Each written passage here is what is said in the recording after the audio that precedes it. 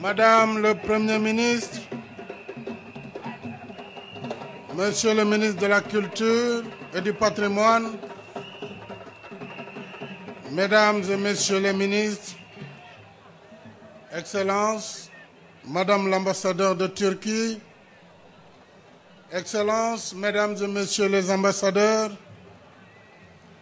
Monsieur le directeur général d'Export Crédit Banque de Turquie,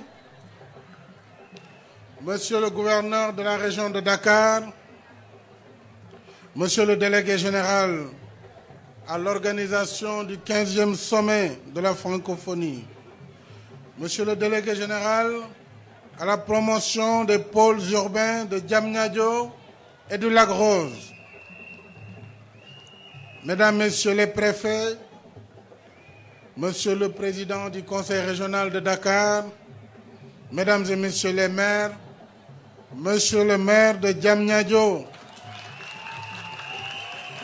Mesdames et Messieurs les élus locaux, Mesdames et Messieurs les sous-préfets, notabilités religieuses et coutumières, très chère population de Diamniadio, du Diender, de Rufisque, de Bargny. Je voudrais tout d'abord saluer la très forte mobilisation d'aujourd'hui pour une cérémonie que je voulais au départ simple et sobre. Cette adhésion spontanée des populations me réconforte dans mon choix de construire en dehors de Dakar l'un des plus modernes, des plus grands centres de conférences d'Afrique. Je suis heureux de constater que les populations ont instinctivement compris que le développement de notre pays passe par la promotion des terroirs, la décentralisation et une politique équilibrée d'aménagement du territoire. Cette vision est un des axes majeurs du programme Yoonu Yokkute, reprise dans la stratégie nationale de développement économique et social du Sénégal. Cette démarche consiste à promouvoir de nouveaux pôles de développement interconnectés, symbole d'une planification harmonieuse touchant toutes les régions du Sénégal. Cette politique est pensée et conçue en fonction des spécificités de chaque terroir.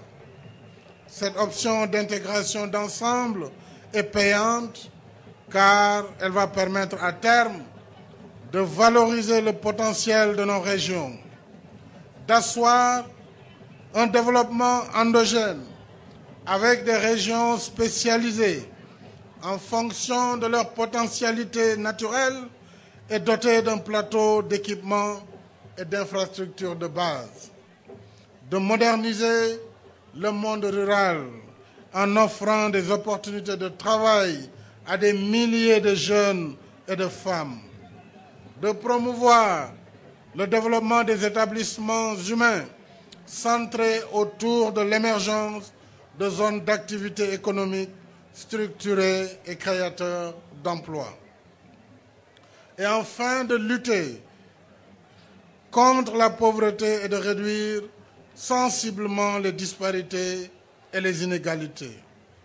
Du reste, c'est tout le sens qu'il faut donner à la troisième réforme de la politique de décentralisation locale, appelée Acte 3 de la décentralisation, qui non seulement va renforcer la démocratie locale, mais également corriger les insuffisances relatives au manque de viabilité des terroirs et la non-valorisation de leur potentialité.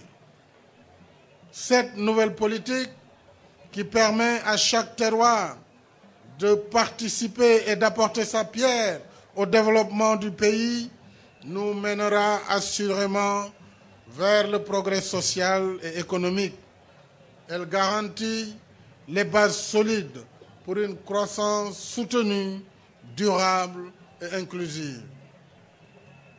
Mesdames et messieurs, la construction du Centre international de conférences traduit ma volonté de désengorger Dakar avec la naissance du premier pôle urbain au Sénégal, dénommé pôle urbain de Diamniadio.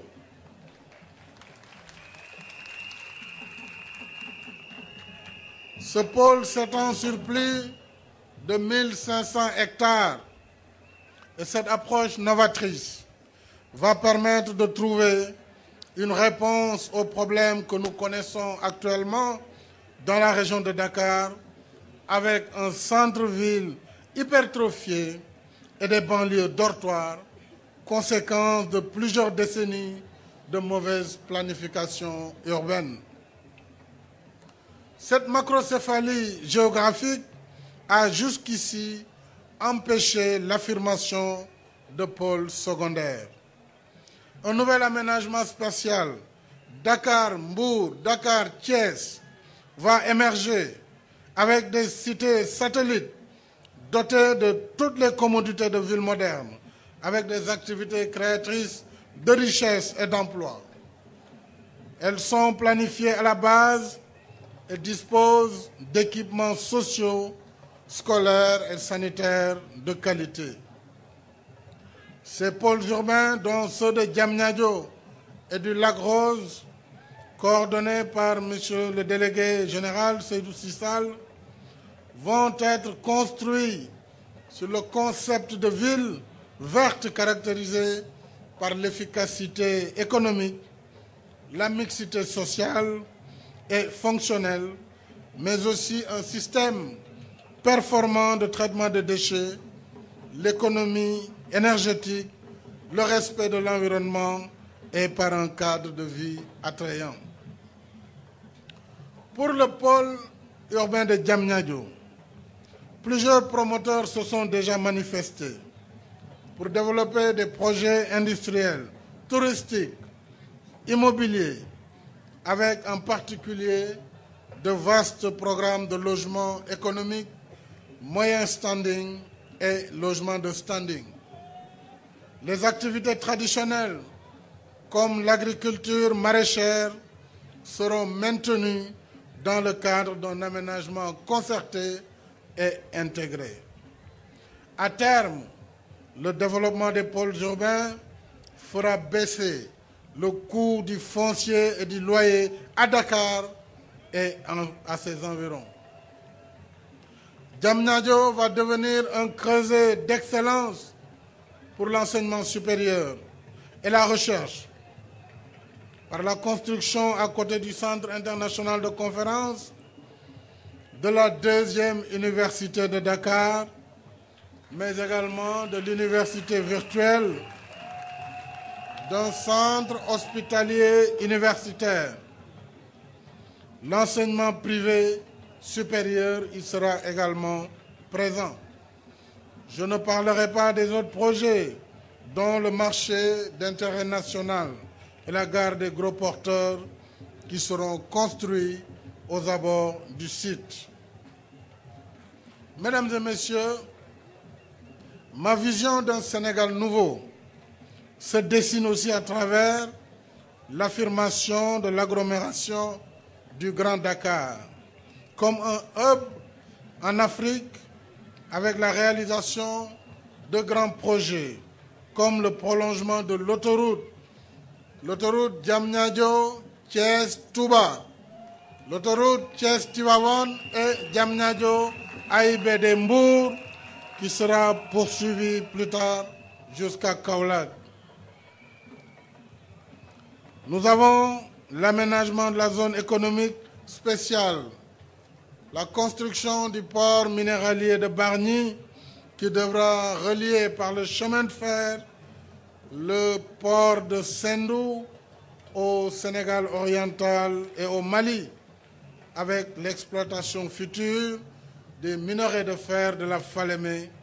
Voilà donc des réseaux structurants qui devront changer radicalement le visage du Sénégal.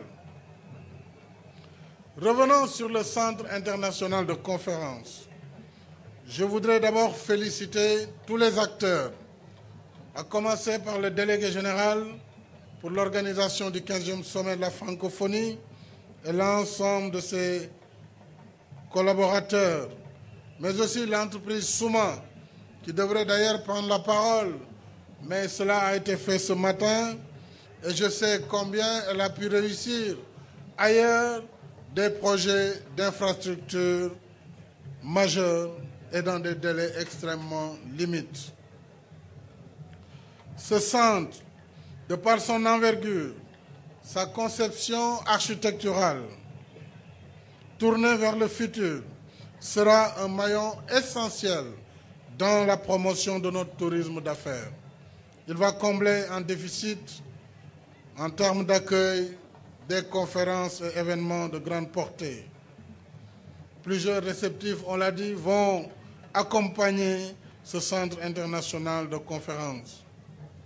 Je voudrais dire ici, mesdames et messieurs, tout le plaisir que j'ai à mettre ensemble des équipes plurielles du Sénégal, à travers nos architectes et nos ingénieurs, mais également de la Turquie, avec son entreprise Souma, son bailleur Exim Bank Turquie, mais l'implication également de l'assistant de la maîtrise d'ouvrage avec les cabinets français Béchu et Artelia. Donc c'est un ensemble de compétences internationales mises en commun pour la réussite de ce projet de grande envergure. Mesdames et messieurs, ce projet a pu se matérialiser rapidement grâce à la République de Turquie, qui a apporté son concours au gouvernement du Sénégal sous la forme d'un financement de 25 milliards de francs CFA, ajouté aux 15 milliards que le gouvernement du Sénégal a mobilisés, qui constitue la contrepartie financière du Sénégal, et d'un appui technique par le truchement d'une entreprise de renommée mondiale pour réaliser les travaux dans un délai d'1 an, travaux qui devraient être livrés au plus tard en fin août 2014.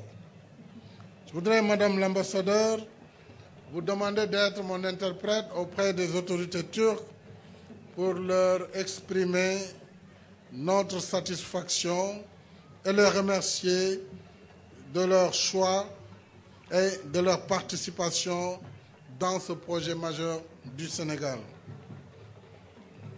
Je voudrais, en cet instant précis, dire quelques mots à l'endroit de la population de Diamniadio, des autorités politiques coutumières et religieuses, mais également dire un mot à l'endroit de la jeunesse sénégalaise